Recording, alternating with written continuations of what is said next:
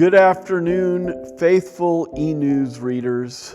Just wanted to bring a short greeting to you here on Christmas week. We know it's a busy week, a joyous week, a week that's full of activity. And this particular year in Advent, I've been just kind of enamored with Matthew chapter 2.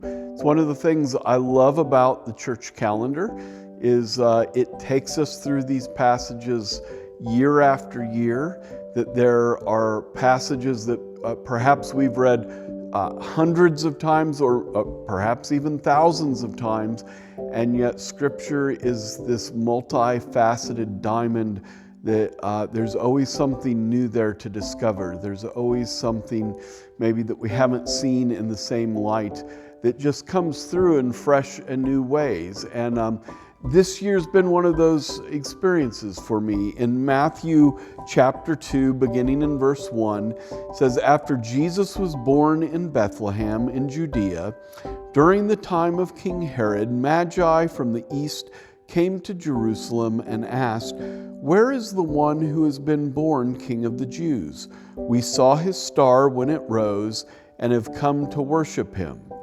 When King Herod heard this, he was disturbed, and all Jerusalem with him." Those last words have just hit me in the most profound of ways this Advent as I've thought about Jesus coming into his world and the reaction of King Herod. So different from the reaction of some of the other players in the Nativity, the shepherds who come and worship and rejoice, the Magi who will be overjoyed to find him and bow and worship. But it says that Herod was disturbed and all of Jerusalem with him. Of course, we know that part of this disturbance is Jesus is a threat. He's a new king. He's a threat to Herod's own reign as king. And I would imagine that this provoked fear, maybe other emotions as well. And we know the tragic lengths that Herod's going to go to stop this threat, that he's going to slaughter hundreds of young males to try to stop the threat of this new king. But this has had me think a lot about just what disturbs us, what causes fear for us, how we wield power, both appropriately and inappropriately. And you know, when you think about our world today, there's much that does disturb us. We can look around our culture and see things that certainly are a threat to our faith, to the way we see things, and that disturbs us, and rightfully so. We can talk about things that are going on around the world, whether it's wars and rumors of wars, or whether it's some of the trials and tribulations that our brothers and sisters around the world face, that in places like Asia, it's just becoming more and more difficult to live out their faith without some sort of persecution or negative reaction. In places like Haiti, we have brothers and sisters living through incredibly just difficult times.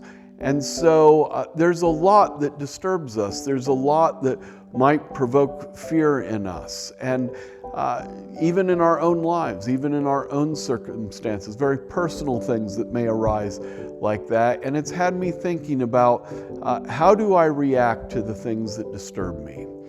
And how does my use of power compare to Herod's and to Jesus's? Because what a contrast. You see that Herod seeks to control, he seeks to dominate, he seeks to eliminate threats, and yet God chose to send his son into this world, weak, small, vulnerable, with the long arc of redemption in mind. And Jesus has promised us that he'll never leave us or forsake us, that he will build his church and the gates of hell won't prevail. And so, brothers and sisters, in this season when there's so much in our world that should disturb us and often does, and maybe leads us to fear, maybe leads us even to an unrighteous use of the power that we hold and wanting to control things or wanting to dominate even. May we be reminded of the way of Jesus, of the work that he's doing in the long arc of redemption, of the hope that we have in him, not in our own power, not in our own ability to control things or pull things back to where they should be, but trusting that Jesus will make good on his promise, that one day he will come and make all things new. And because of that, we can be people of great hope, even in the midst of times that may disturb us. So I pray God's richest blessings on you this season. I pray that you're filled with hope and that all of us would be people that face disturbances and leverage power in a way that looks like Jesus, not the ways of this world. God bless and Merry Christmas.